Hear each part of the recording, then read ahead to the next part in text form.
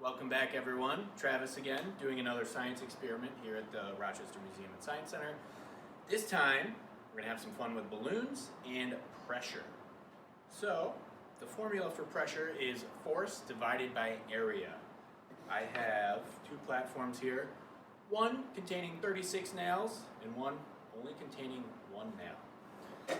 Now, no matter the amount of force that I use with the larger bed of nails here, I'm going to have a hard time popping this balloon because the area is so large. So just like if you were to lay down on a bed of nails, the force is spread across such a large area that it's not going to do anything. I can't pop this balloon unless I press down really, really, really hard.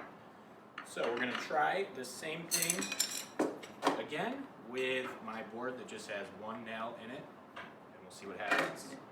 So same amount of force, but much lower area because there's only 1 nail.